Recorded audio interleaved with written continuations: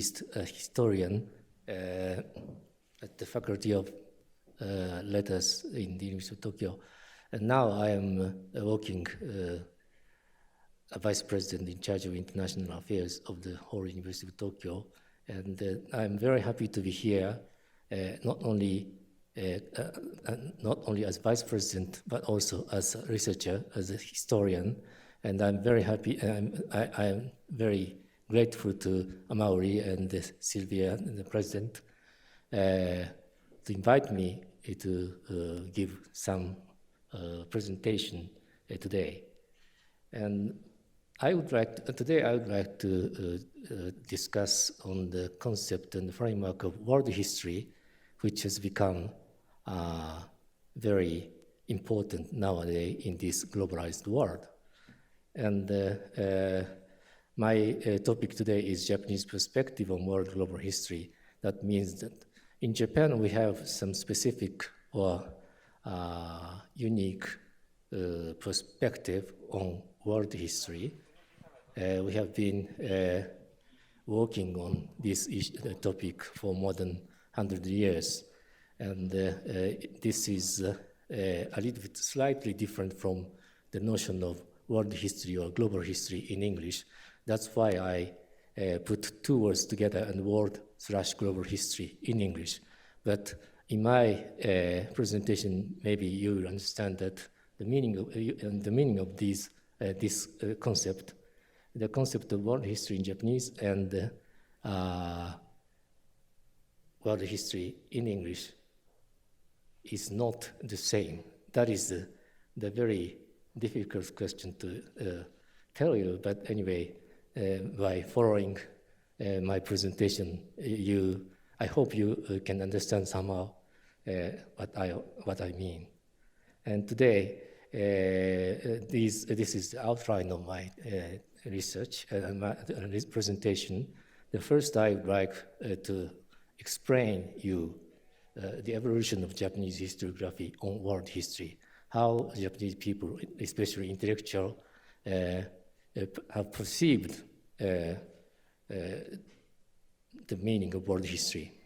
And then after that, I would like to stress that the current understanding of Japanese world history becomes out of date, and we need a kind of new world history in this globalized world. This is the second part. And the third part, I would like to explain how we can realize this kind of new world history in Japanese style. And at this moment, I would like to discuss what is the difference between global history in English and so-called global history in Japanese. I need to use the method of global history to realize my new world history. But here, the path comes close. Two paths come close. One perspective, a Japanese historian who has been working on global history, and the other, a historian working in international scene in collaboration with other countries' historian. Maybe you don't understand quite well, but later I will explain this. And finally, although I am now working very hard to realize this new world history, there remains a very serious question.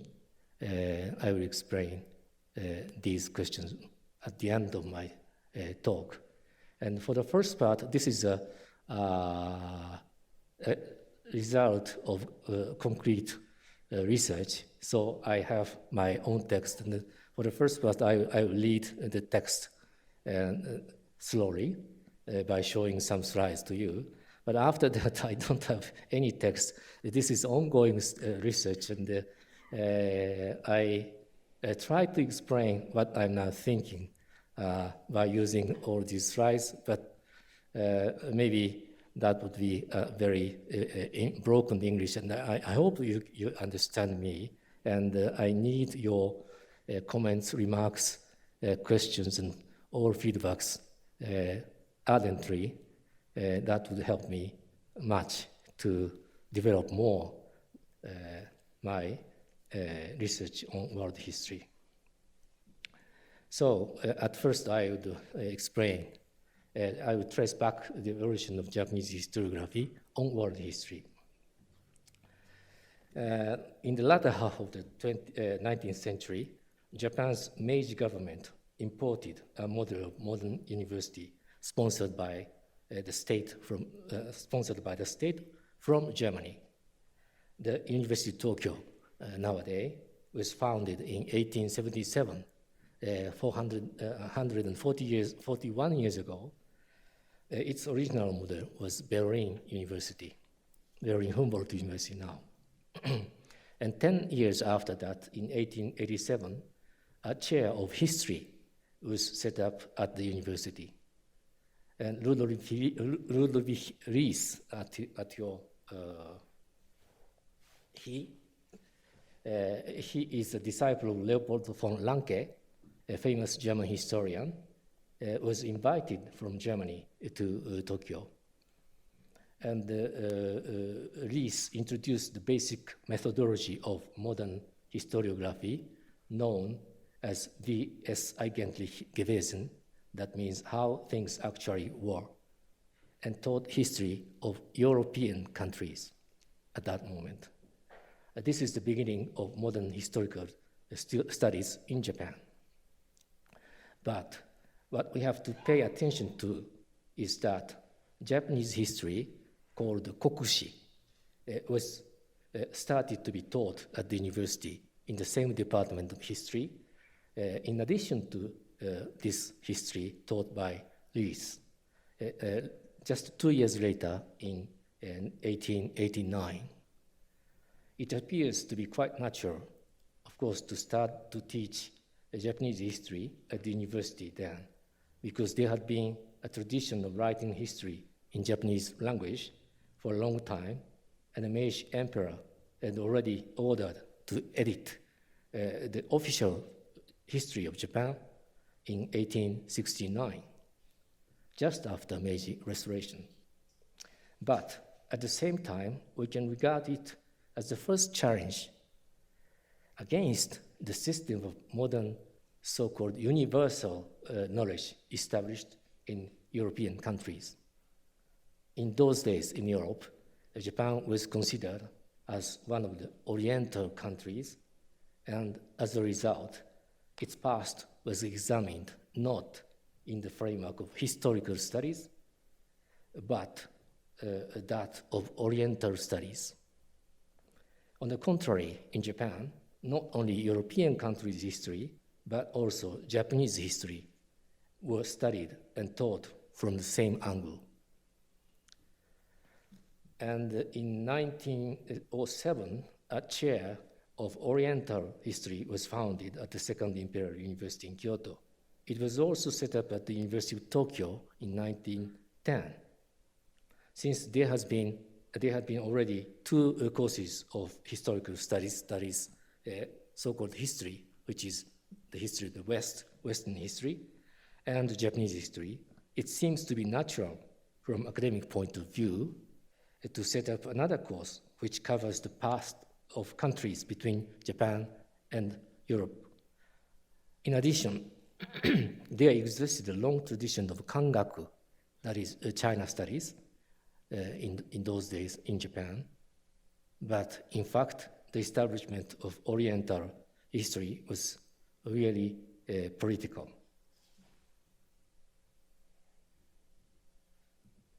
Miyazaki Ishizada, a very famous historian of Kyoto University, explained plainly the meaning of the establishment of Oriental history as you can read here. Frankly speaking, this discipline, Toyoshi, Oriental study, Oriental history, was born having its mission to realize the ideal of those days that Japan would stand up against the Western invasion with Orient in its background. What we have to pay attention to is that Oriental history in those days means history of China, and its surrounding regions. It excludes the history of Japan from its scope. This is an important point to notice. Now, the institutionalization of historical studies into 3 departments in Japan is completed. These 3 kinds of history were taught at high school, and by combining them, Japanese intellectuals shaped their view on the history of the world. We can point out its characteristics as follows. European interpretation on their history was imported to Japan in almost intact form and integrated into Japanese view on world history. And unlike the case in Western Europe, Japan and other Oriental countries are supposed to have their own history. Their histories have studies in line with those of European countries at the same Department of History, not at the Department of Oriental Studies. In this respect, the meaning of history, maybe I'm not quite sure, but this is my supposition, but in this respect, the meaning of history and its synonym, rekishi in Japanese language, may be slightly different. And the third point I would like to make is that unlike French, German, and other European countries' histories, in this case, they have French history as well as European history. French history is included in European history, but in case of Japanese history, Japanese history, it was regarded as totally independent from history of other countries. It was not included in Oriental history. And these characteristics reflected well the world perception of Japanese intellectuals in those days. They divide the world into 3 parts, and the first part is our nation state, Japan. And the second part is Western countries, which Japan has to catch up with. And the third part is Oriental countries, which Japan has to take lead in opposition to the West. Here, I don't know very well where is the place of Mexico. Maybe it may have been included in Western countries, but at that moment, at least, there were no serious research on Mexican histories in those days, certainly. And maybe they didn't know quite well the history of Mexico, at least in those days. Well, so this is a very unique viewpoint of Japanese people, intellectual, on the history of the world. They divide the world into 3. And each part has its own history. That is the basic idea of Japanese intellectuals in those days. And after the Second World War, the basic organization itself with 3 departments didn't change even after the Japanese defeat at the World War II. The contrast between the victorious West and the defeated East may have been obvious for eyes of all Japanese intellectuals in those days, just after the Second World War. Even if actual reasons of separating Japan from other countries of Orient were lost at that moment, because Japan was, at that moment, many people believed that Japan was a part of the Orient which was not as developed as the West in those days. So the meaning of separating Japan from other countries of Orient were lost. They seemed to want to keep their national history independent. But on the other hand, the curriculum for high school students was changed considerably.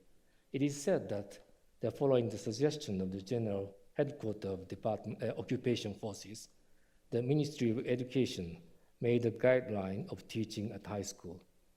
In its second guidelines, issued in 1951, appeared officially a term of world history, sekaishi in Japanese.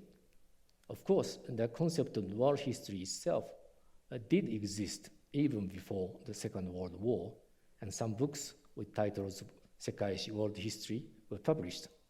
But the concept was not well known and rarely used in Japanese intellectuals in those days.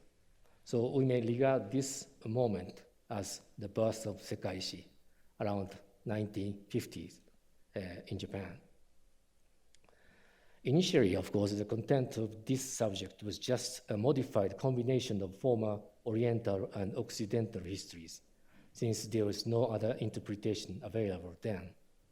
People used to view the world in dichotomy between the West and the East, with Japan as its leader for more than 50 years.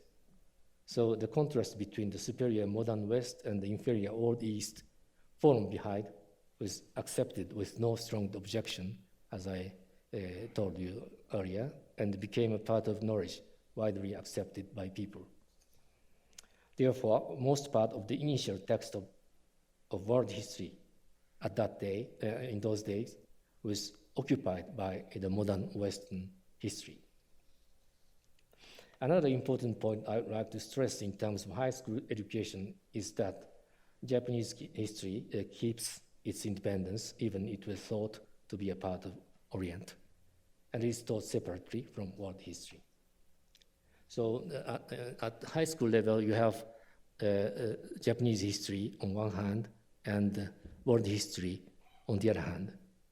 World history, theoretically, world history should include Japanese history inside, but in fact, most of the texts are on Western history in those days. And the situation has changed a little bit after 1960. The guideline of Ministry of Education is issued every 10 years, and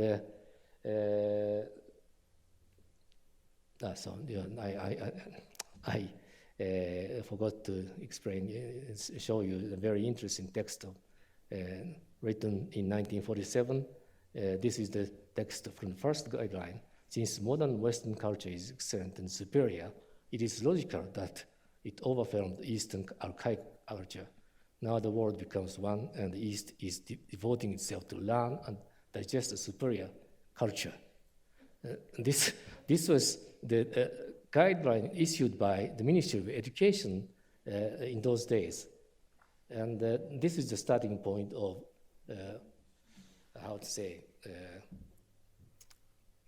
a kind of trauma towards the West in the contemporary Japan. And after 1960s, the guideline has changed day by day, year by year, and including a lot of influence from outside. In 1950 and 60s, Marxism was very strong in Japanese academia, and many intellectuals are discussing the position of Japan or location of Japan in the development of human society. And Europe is at the top of the development, and where is the position of Japan? And they tried to include a lot of Marxism theory in historical studies and explanation of Japanese past. In 1970s and 80s, social history, École des Annales in France, was introduced in Japanese academia, and people were very keen to study some social aspect of the past. And after that, Immanuel Wallerstein's theory of world system has a strong influence on Japanese academia, especially on historians. And they try to change somehow the perception of the world history in Japan by introducing this theory. And as I will tell you later, after 2010, so-called global history studies outside of Japan influences, very much Japanese academia. So like this, on one hand, Japan's academia accepts and introduces a lot of so-called theories in the West, mainly. But on the other hand, it has developed much the unique and very specific perception on world history in Japan. Because as I explained earlier, the basic viewpoint of Japanese intellectual is even today, dividing the world into three: Japan and the Western countries and Eastern countries, the West and Orient. And this is, let me explain more with this chart. This is, in a sense, a general view of world history in contemporary Japan. The world is divided into several civilizations, like East Asian, Southeast Asian, South Asian, or Islamic world, Europe, etc. Japan, China, and sometimes Korea have their particular history for a long time, but nevertheless, they, in school, high school textbook, they try to combine these three histories together and try to explain the development of history in East Asia.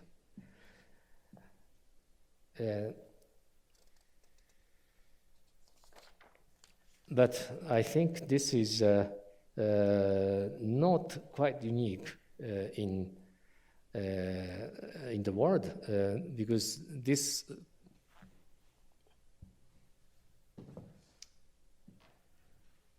you have Europe as a container-like history, and around 15th, 16th, 17th century, it will start to expand to other world, and they created a kind of West around the 19th century, and its influence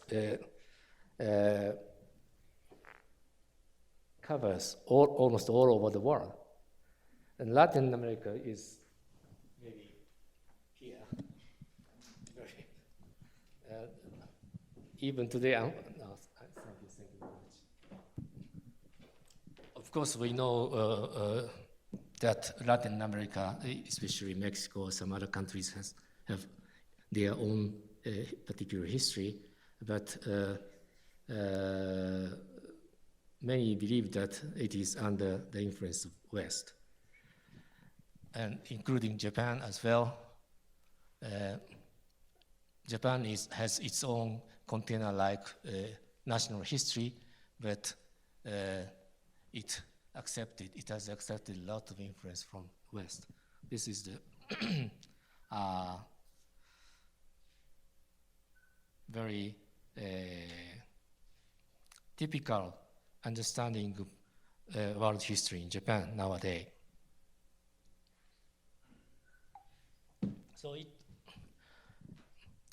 So looking at this, we will find that so-called Oriental history is divided into several parts. On the contrary, Occidental Western history still keeps its independent history. That is one of the characteristics of today's understanding of Japanese understanding of world history. Now, I would like to discuss a little bit about the advantage and the disadvantage of this current interpretation of Japanese world history. At first, a kind of advantage, because we have a kind of advantage in a sense, because this type of world history covers the past of almost all human communities on the earth.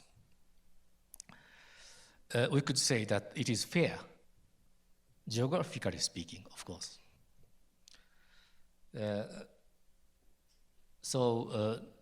Most of Japanese youngsters know well other countries' history, although their view could be somehow Japanese.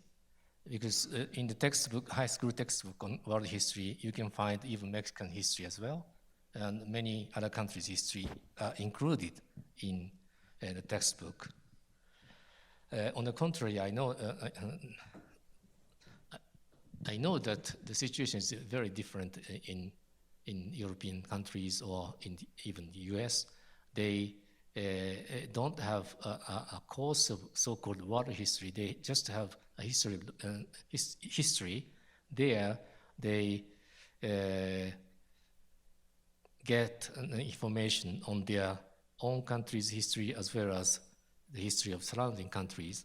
And in many cases, Japanese history or even Chinese history are not included in the textbook in a systematic way. But in case of Japanese history, just like this, you can follow somehow the vicissitude of a kind of civilization from the ancient time until today in high school textbook. This is certainly an advantage. But at the same time, we have a lot of disadvantage in this interpretation of world history, because it urges people to have strong and almost unconscious premise that Japan has been existed and does exist. Japan has its own container-like history, which is integrated into world history, but Japan has its own history. That is the basic understanding of this kind of world history. Of course, as a consequence, it makes Japanese people believe that there is a clear distinction between Japan and foreign countries, not only in the past, but also nowadays. Maybe this is not a disadvantage, but rather an advantage. It could help people to shape an attachment to the nation state of Japan, that is, the Japanese identity. It might be an advantage at some time in the past, but I believe it is by no means so. I will discuss it later.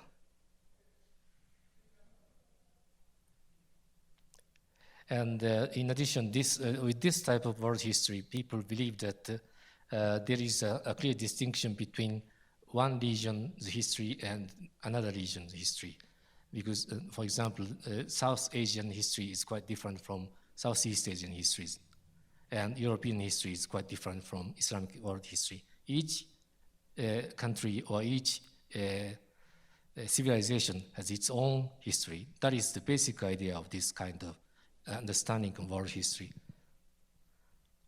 So in this respect, we can say that just put all these container-like national history and regional history together and combine it, it makes world history.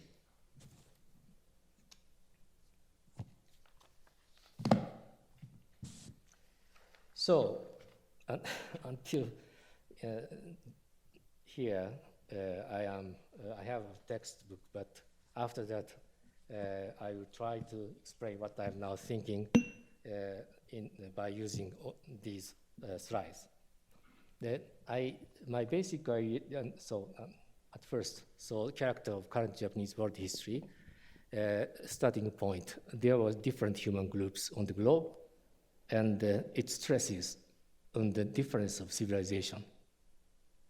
And the basic viewpoints, Japan is different. Japan has its own history, and others have their own history. Especially, and Europe is different from others, and Europe has its own history. Europe, or including America, including the United States, the West. So this is the basic viewpoint.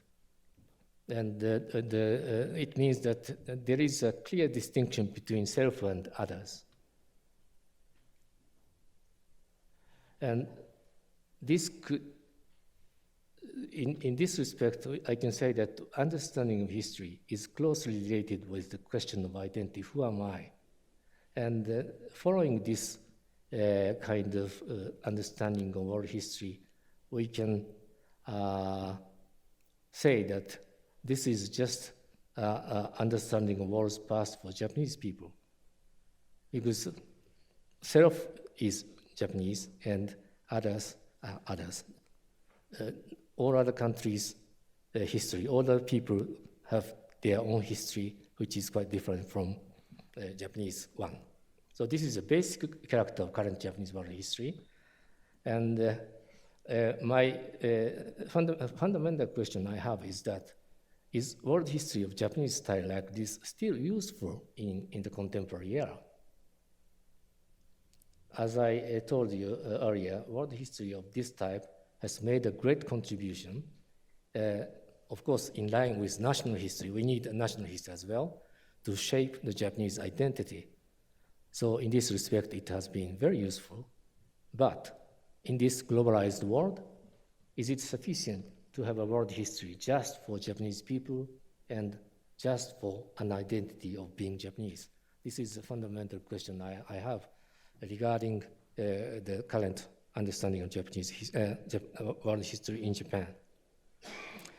And as you know it quite well, the world is now globalized very much, and because of rapid development of means for communication and transportation. You know that the typewriter on that screen, I used this when I wrote my dissertation in Paris at the beginning of the 1980s. At that moment, I used this one, and I loved this machine very much. But we can't find it anymore here, and we just find it in a museum, because nobody used this kind of machine. And you know that the mobile phone was firstly started to sell, to be sold in 2009, just 10 years ago. But now we can't survive without having this small device. So the world is developing very much, changing very much, and all these various global issues become very clear: climate change, environment, pollution, etc., which we cannot find a solution by ourselves within the framework of nation state. Usually, in Japan especially, we put the priority on national interest. But is it good for our own national interest? That is the first question always people, or especially politicians, ask. And in this respect, we need certainly a new world history, in my opinion, because to tackle various global issues effectively, we need to have a strong identity of residents or inhabitants of the earth. And so conventional type of world history was successful of shaping the identity of Japanese. Why not a new world history is not able to shape and nurture the identity of inhabitants or residents of the earth? And it should regard the world as, so indeed, we don't need to divide the world into several parts. We should regard the world as one and try to understand the past of the world as a whole. And this is not, I believe that this is not simply a question for Japanese historians. I don't know quite well how you interpret world history in Mexico, but certainly you also have need to have an identity of residents or inhabitants of the earth. In that case, how do you shape your perception on world history? That is a question I would like to ask you. and I look forward to discussion on this point later. And how we can realize this kind of New World history. So I would like to explain a little bit about the methods for New World history. So not viewing a nation and its border as a matter of course, and not regarding a container-like national history as a matter of fact. These are the first conditions we have to clear, and paying more attention to comparison, connectivity, intercourse of different groups of people, and try to interpret what happened in the scale of what happened in the past in the scale of long time and wide space.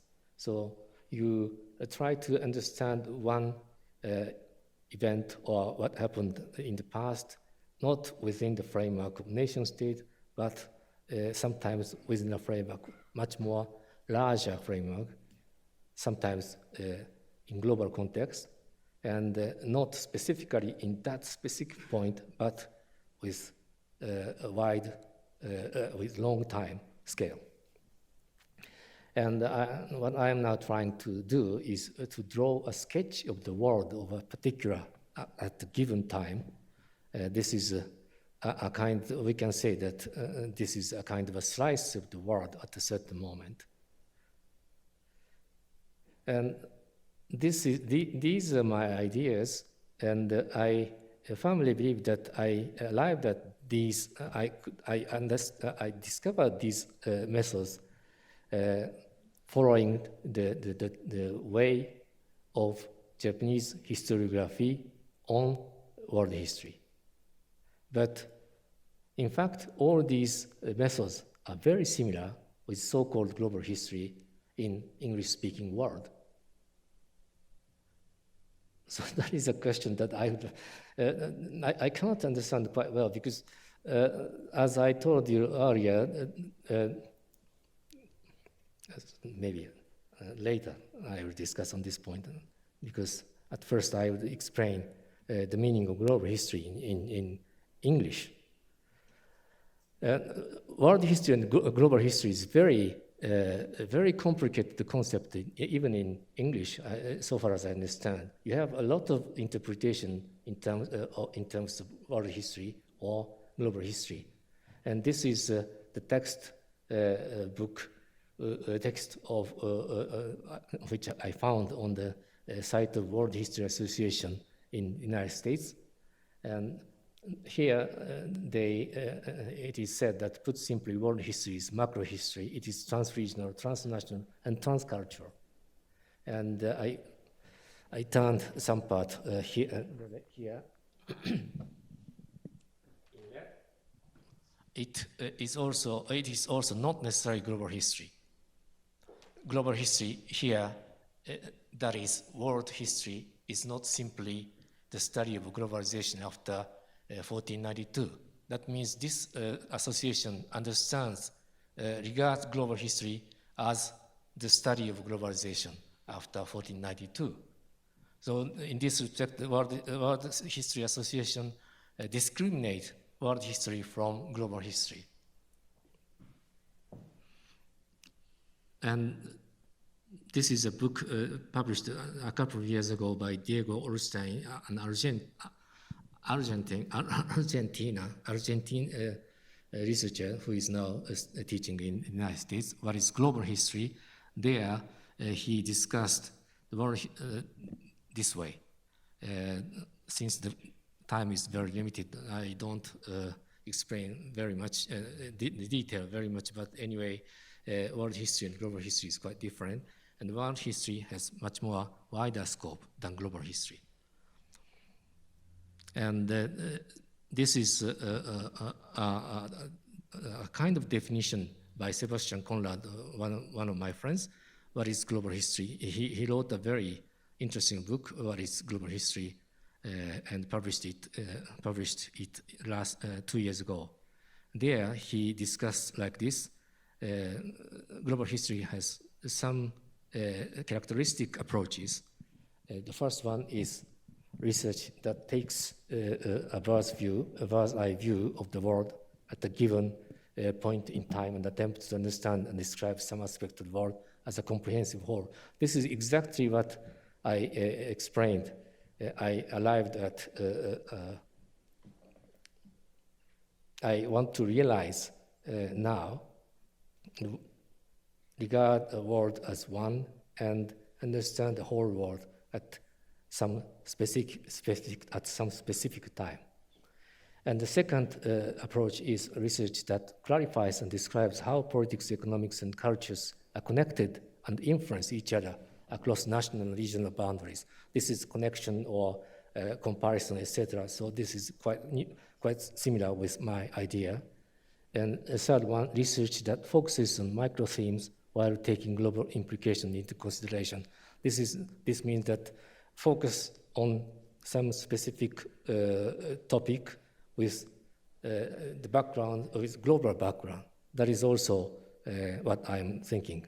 So I agree with the idea or proposal of Sebastian Conrad, how we regard global history. But I'm not quite sure if this idea is the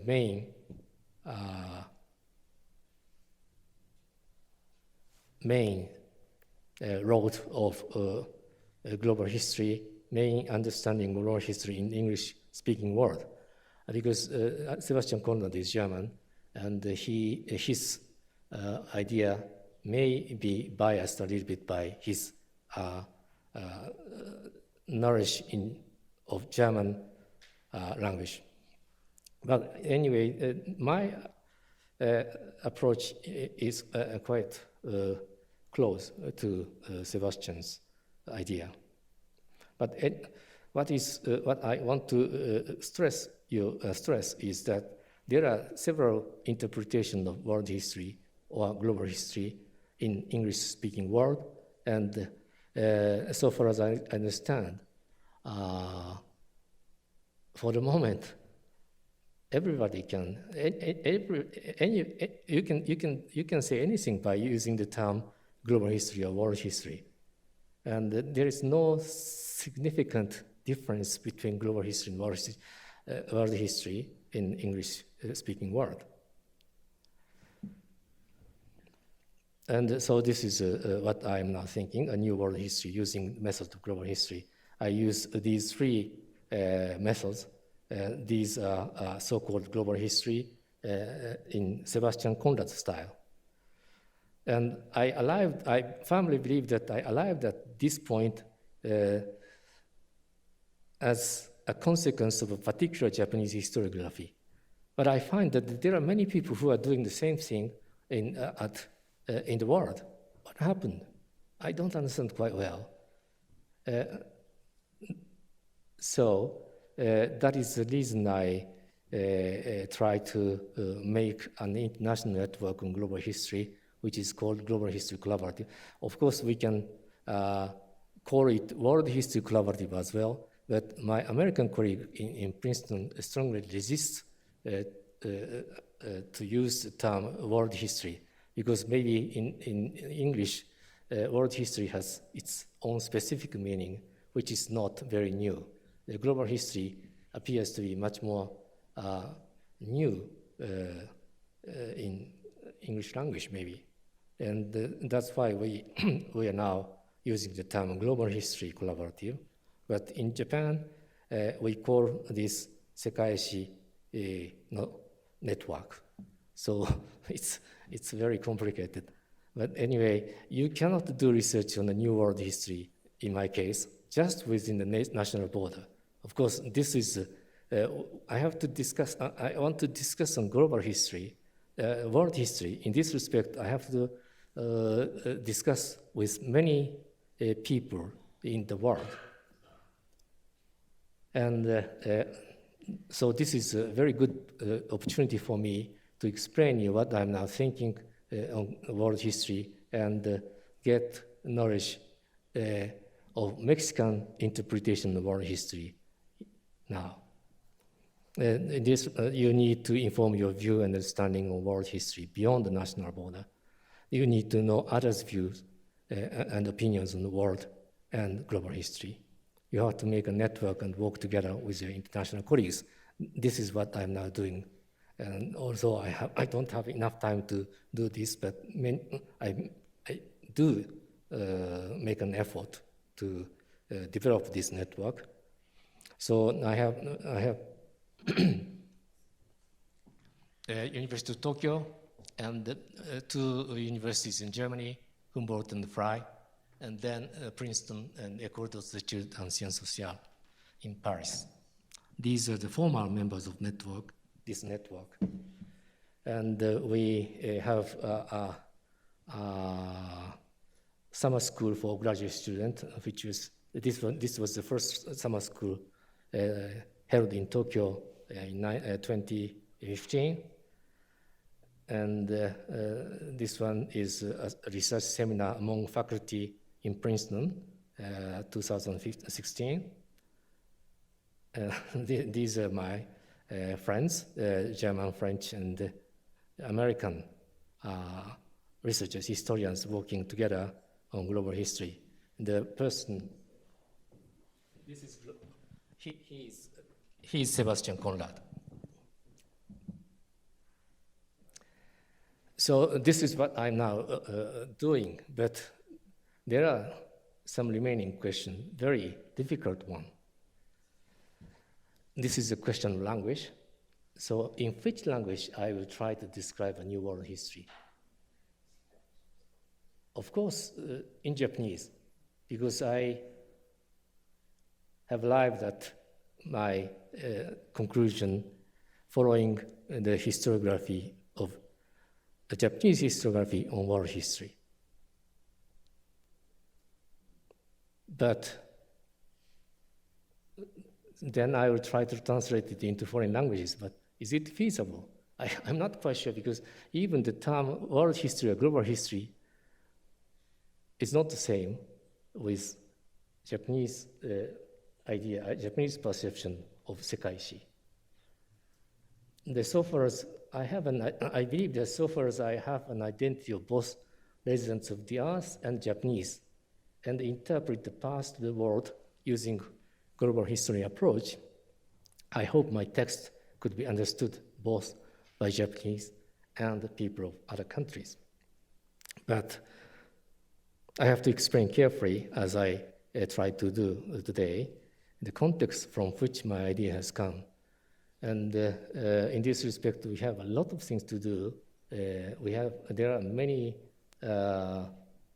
aspects of collaboration internationally, not only among all these 4 institutions, but also with other institutions as well. And we have been working now 4 years among us, and we realize that this is still a network of so-called global north. And although I believe that Japan's perspective is quite different, and that's why I am always protesting against the main narrative of Western researchers. Even they are very, very friendly. They are very, they understand everything. But from time to time, their understanding of the world history or global history appears to be very biased for me. So I always criticize, frankly, their point of view. And we need this kind of criticism or constructive discussions with other peoples more. And I have very personal, strong relations with my colleagues in China. So we are discussing a lot about these problems among us. And like this, we, not only me, but also we want to expand this network globally. I think I have already talked a lot, and yes, and one more very important issue I would like to develop is this one, multiple humanities. My basic idea, my idea is that each language has its own system of viewpoint various contexts, configurations of words, that is knowledge. In this respect, depending on the language, human beings have various humanities. There is no, this is a very challenging statement, but there is no universal humanities, in my opinion, for the moment, at least. And English and its knowledge system is just one of them, with the background of American people's way of thinking, not British, American or Australian people's way of thinking, and each vocabulary has its own background, context, or meanings in English, which is not very easy to be translated into other languages. And on one hand, just like I am now doing, the world academia is heading for I would say, monolingual studies. That is, the English is omnipresent, and we have to communicate always in English, and even between Mexican and Japanese people. So in this respect, we have to have the same language for communication, for studying. But at the same time, in this world, globalized world, the diversity is the value we need to maintain and develop. That is sure. It is particularly, this idea is particularly strong in the United States, in my opinion. And so in this respect, explaining everything just in English is not a good idea. We have to keep and develop our own humanities, but try to explain them in other multiple foreign languages, not only in English, but also Spanish, in Chinese, or in Japanese. My English is, in a sense, global English and broken global English, but at the same time, we need somehow global Japanese, global Spanish, etc. And my idea is not placing the English at the center of a field, but a kind of network of languages, a system of knowledge, a flat network in the world, in the future world. And in this respect, translation studies will be very important from now on. So this is the end of my talk today. Thank you very much for your insight.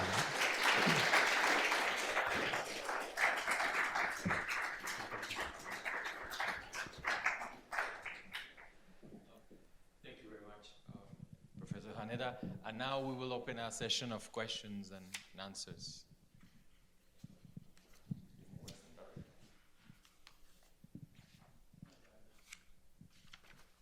Thank you, Dr. Haneda, for this interesting presentation. Mine is also a broken global English, so I'll try to explain myself.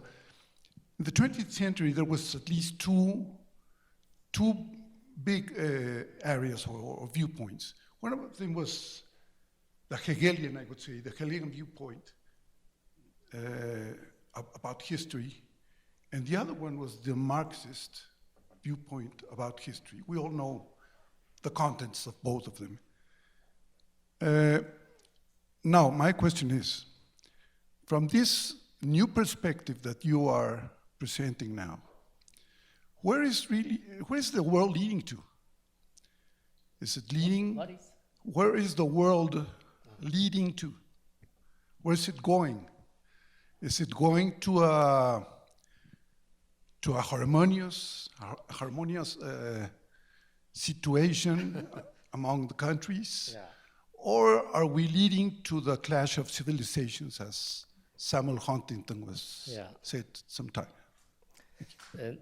My understanding on the world now is like this, and around 1960s, people in those days believed that the whole globe should be covered by an independent nation, sovereign nation states. And at that moment, many many colonies got their independence. And it is true that in those days, the globe was covered by less than 200 sovereign nation states. But and in those days, they needed their own history, their own national history, which could be shared by their own people. So in those days, the container-like national history was very important.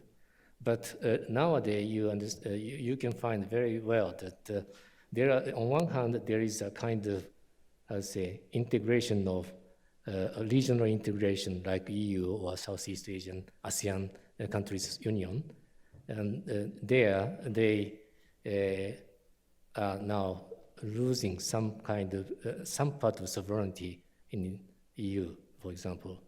And on the other hand, there are many sovereign nation states who lost the political control within their territory, like the case of Syria, Libya, or many African countries.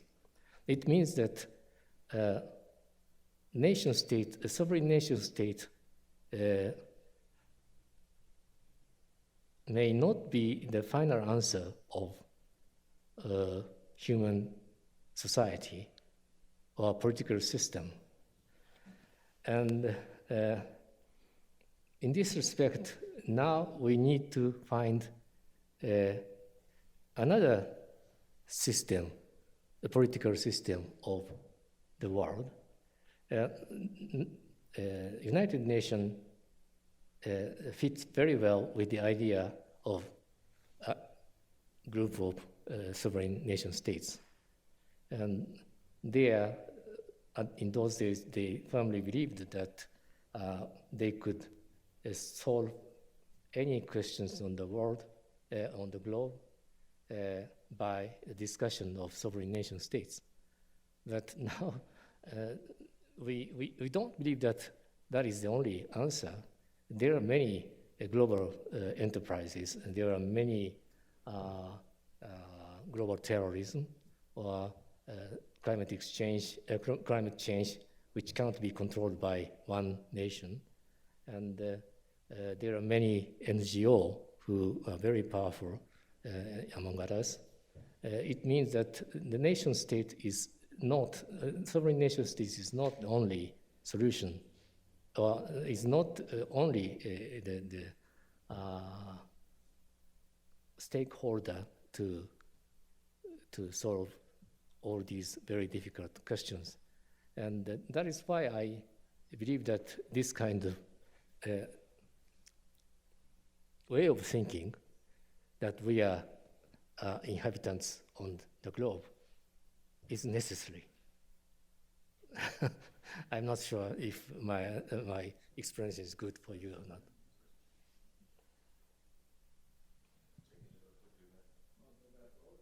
Okay, yeah, well, congratulations for your magnificent presentation. Okay, so you started talking about national history, Japanese identity, and how the Japanese historiography was, in a certain way, trying to match with world history, or the history of the rest of the world. Nowadays, we're assisting to a shift in world hegemony. And there are some tensions, very latent, not very explicit all of the time, between Japan, between the U.S. hegemony and the upcoming Chinese hegemony. Yeah. In a certain way, even if geographically Japan is closer to China, but Japan is caught in the middle, right in the middle.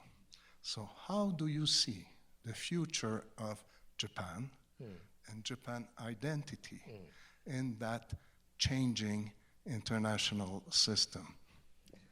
Yes, it's a very good question, but maybe you understand quite well that Japan is a kind of a model of sovereign nation state. Of course, we have a lot of problems within the territory of Japan, but many people believe that this is our country, sharing history, language, physical feature, etc., etc. And there is no other country like this in the world, maybe. And so in this respect, Japan, I'm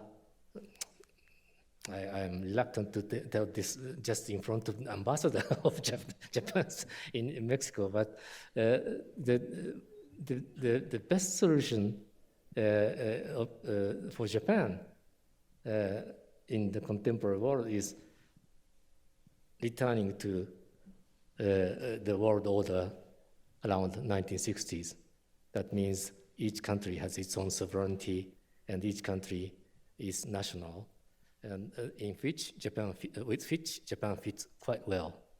But now I understand. I told you the situation is not so easy for Japan, but it is not easy to collaborate with Korea and China for some various reasons, including historical interpretation of their past. In this respect as well, container-like history, understanding container-like history is very important in these issues. But if Japan needs to collaborate more or to work together and need to make a kind of regional, just like EU system, Japan should work more collaboratively with Southeast Asia.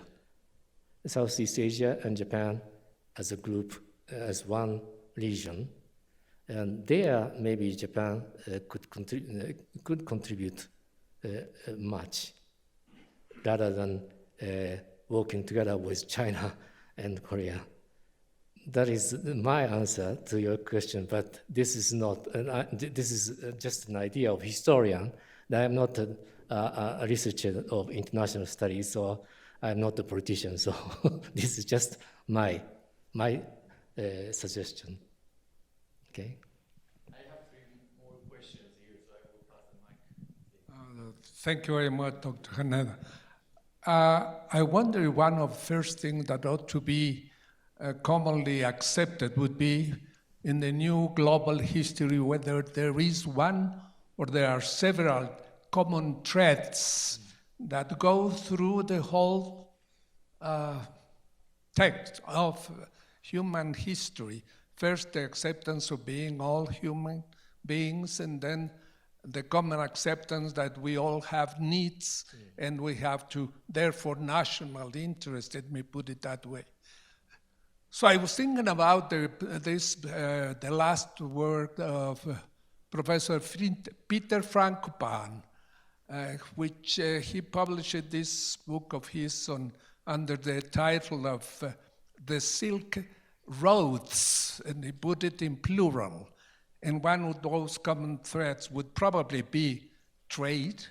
Is it really one of the guiding lines through which running through all mankind history would be one of those explaining global history, for instance? And the second one would probably be that of language, as you already pointed out in your slides. And the third one would be probably religious beliefs. And I was thinking about all these 3 as I was remembering this. Some of the books, I am not a historian, but I read very much about this because it has called my attention the way, for instance, in which Frankopan is trying to explain world history or global history. Thank you.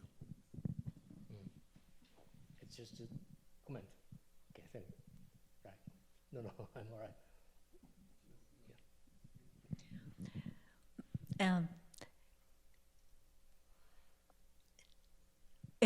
In our center, the first research project was comparative history, led by Pradit Mukherjee, an Indian scholar.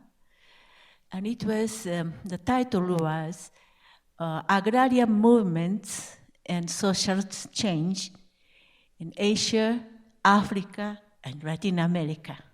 Almost all the world except the West. Now, I think as an approach to the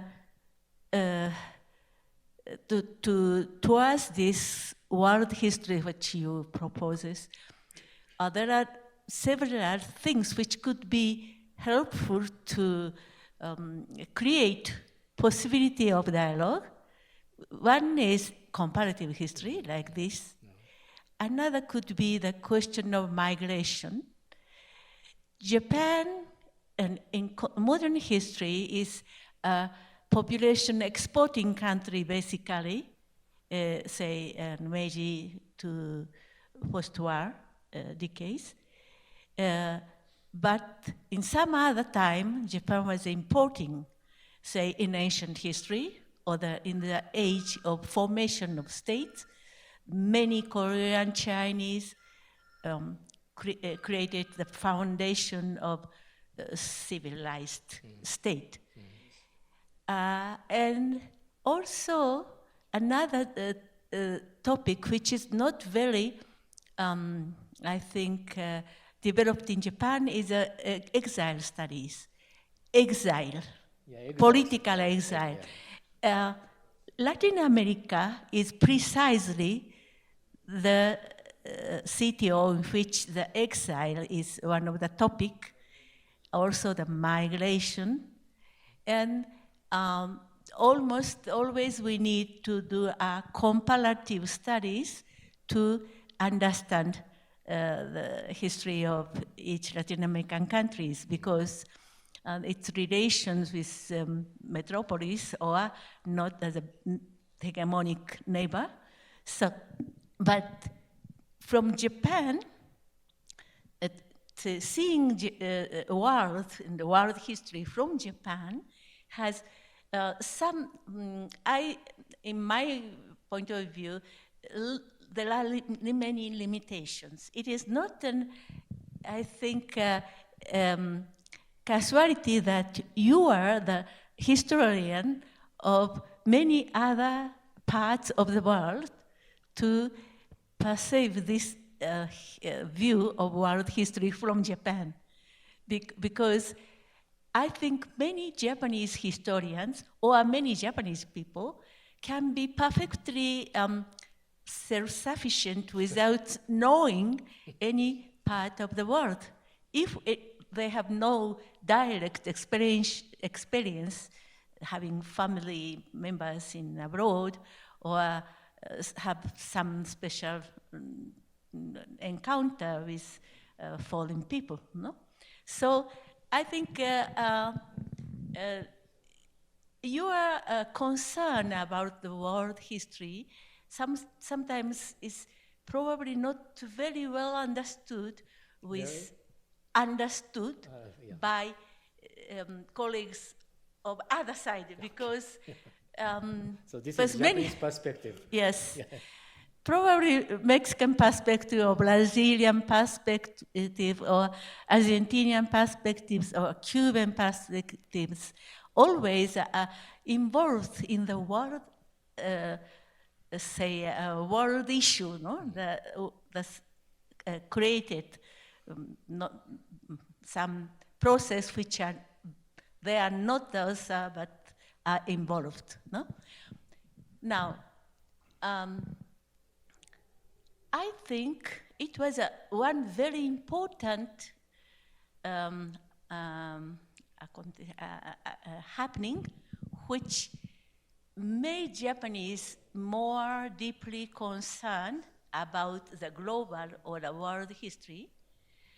I think it was the Fukushima incident, the nuclear incident. there were two very serious nuclear incidents before, the 3 Mile Island and Chernobyl. But until the Japan and Fukushima happened, many people are not really aware of that humankind may end for some time.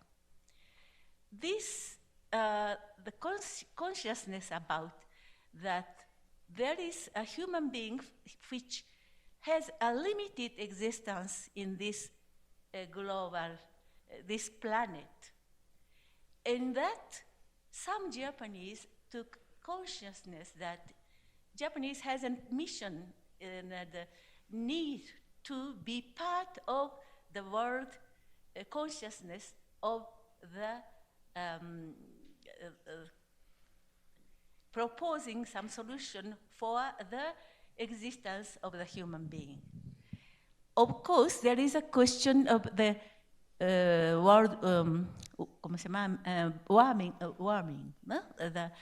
There was a proposal of using nuclear plants and energy as a solution for the world global warming. But this project of Japan, which was economically, politically, probably militarily important for Japan, was questioned by this incident. And then Japanese people are part of the problem of the world history. Just a quick comment. I understand quite well that my perspective is very Japanese because, as you told me, underlined it. I am against an idea of Japanese history as a container-like, and everything is discussed within the border of Japan, but in fact, all these are closely connected with other parts of the world. In this respect, Mexican history is from its origin very global, and you don't need to worry about this kind of, how to say, container-like Mexican history, maybe. So that is the difference between Japanese perspective and Mexican perspective on world history. But at the same time, I want to know how you understand the world history here in Mexico. Is it quite different from the plan I showed earlier in my presentation? Or do you share somehow the basic idea of narrative, historical narrative on world history in Mexico? That is a question to my question to most of you.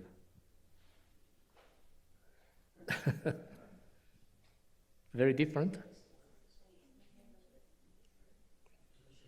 Probably we need more historians here in this room.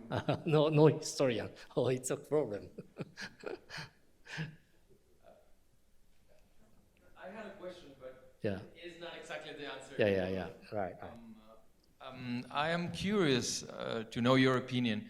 I don't know if we can see one of the last slides. It's about the necessity of collaboration, something like that. Is one of the last? Yeah. This one? Oh, I am very interested. In the first point, you cannot do research on a new world history just within the national border. And I was wondering myself. That's why I'm curious about your opinion. So in this case, I work with Japanese history, but I am not Japanese. And one of the things it's always comes to my mind, it is what happens with the study of Japanese history. So not only the new world history, but when you are studying Japanese history and you get confined within national borders, or you get confined within a specific language or a specific way of thinking, no? And for example, even in my experience of working with some of my subjects, sometimes there is a cultural practice in Japan in specific time, but you can find examples of a very similar cultural practice in other places. But when you try within the cluster space of Japanese historians, when you try to do comparative studies, or you try to look for similarities, or even so make those cultural practices equivalent, you find sometimes a wall. So you find that it is very difficult to debate about that or to dialogue about this when you can find similarities sometimes. So I am very curious about your opinion regarding this. And what we need is the interaction between so-called Japanese historians and global historians, world historians. Interactions are very important. And of course, we don't know quite well the detail of Japanese history or some other parts of the history. And so we can get many new elements, a very important pieces to reconstruct or reinterpret the history, the world history, by using all these newly developed or newly discovered achievement by a Japanese historian, for example. But at the same time, they don't, I request them not to refuse us. For the moment, it's quite difficult to persuade them to read our text. For example, my colleagues in the field of Japanese history think always that this is not our business. It's their business. There is no relation at all. But that is not true. If they read a sketch of the world at some specific time, maybe they can find new interpretation even within the container-like Japanese history. So in this respect, I'm not against the idea of having Japanese history. We need Japanese history, certainly, but not like the one we have now. So we need a kind of interactions. Thank you.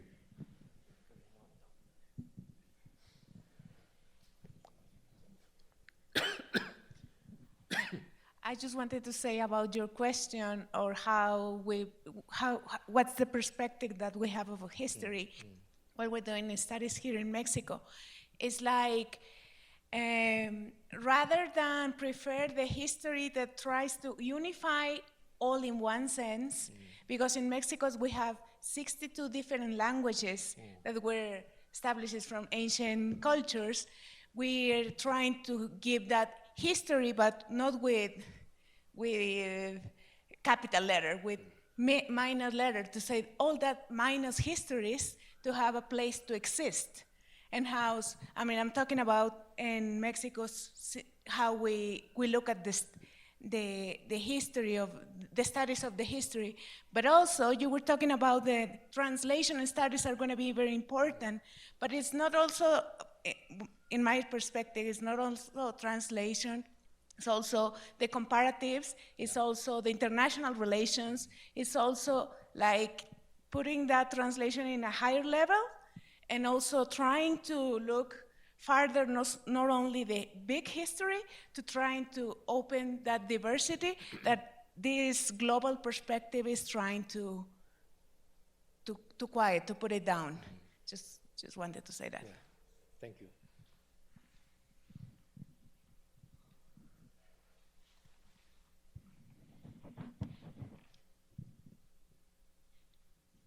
Once again? Now, this time a question.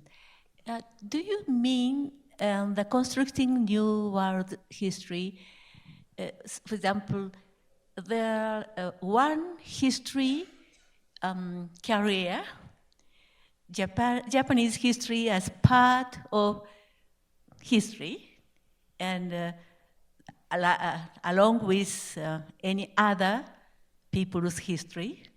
This is your proposal? No. My proposal is that looking at the world in some a given time in the past, and Japan may not have existed at that moment. Maybe Japan were not there. And just investigate the state of the world, focusing on some specific element, for example, political system or economy or culture, etc. Anything is okay. And try to draw a kind of sketch of the world at that moment, and compare it with the contemporary world. And like this, we can understand better the contemporary world's characteristics. And maybe if we accumulate all these sketches together in certain decades, maybe at that moment we will be able to create a new narrative of so-called world history. But for the moment, I don't need to. I think that it is not necessary. Just looking back the world in a different angle, with different perspective, which could change your interpretation of national history or world history.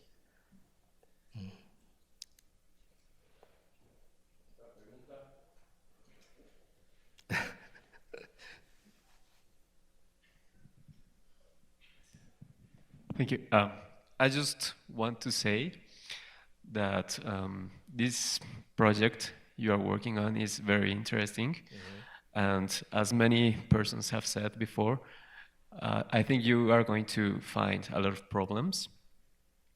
It is not an easy task. It is very complex, so it's going to be difficult to handle everything you have to work on. But I think the world situation right now has brought us to this point where this kind of project is necessary. Thank you. So it is a really difficult task, but I just want to encourage you and the persons that are working on it, because I believe the goal is very loable, is a really good goal, and probably the most difficult thing that is going to come up that I can think of right now is that it will bring things from the past that probably, for example, Japanese wouldn't like to take that things from the past to the present. And also from the perspective of Mexicans, Americans, everyone in the world, there are things that passed, and probably you wouldn't like to talk about that anymore, but it's something that is necessary, I think, and it could bring better futures for human beings. Yeah, please, let's work together. So.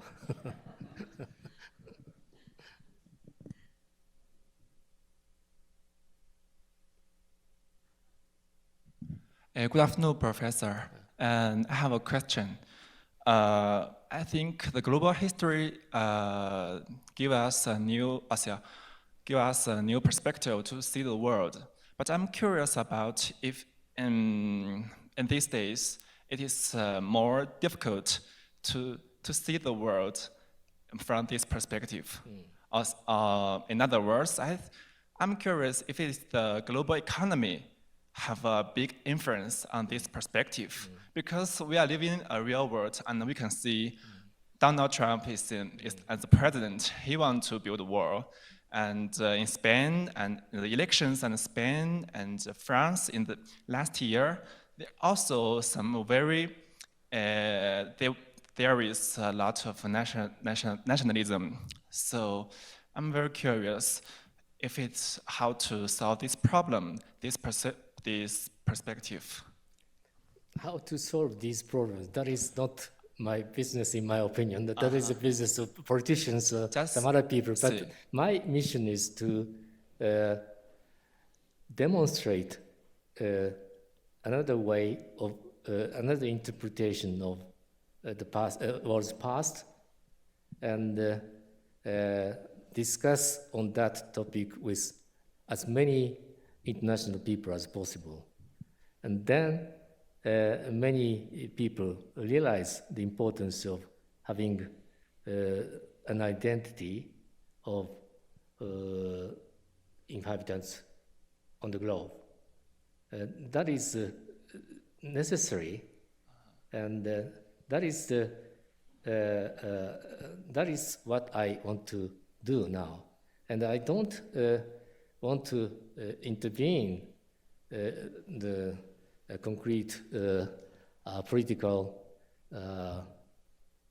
relations or political policy making, etc. This is just an academic project. And of course, some politicians is interested, if they are interested in this kind of project, I am very happy to work with them or to discuss with them, but that's all, unfortunately. I have no, this is the way I can do as a historian, and to solve these questions, this is the only thing I can do for the moment. Thank you. Okay.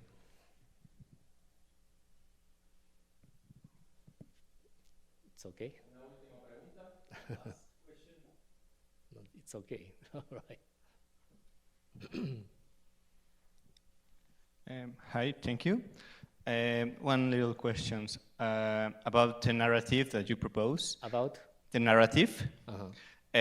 Do you believe that it's a good idea to take certain ideas like the idea of God or the idea of democracy to explain the world in this global history? Yeah. Of course, democracy and capitalism or economy are both very important topics to investigate more in a global level. For example, the term democracy is very important, of course.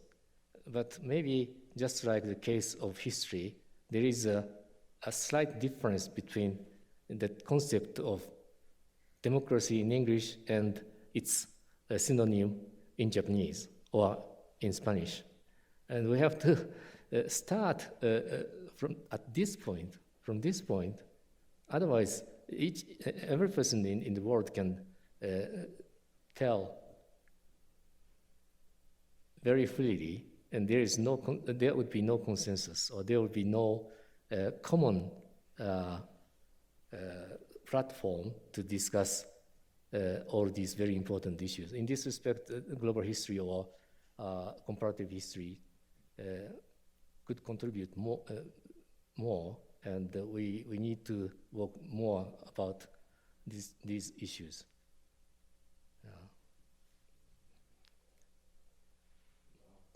Okay, thank you very much. Thank you.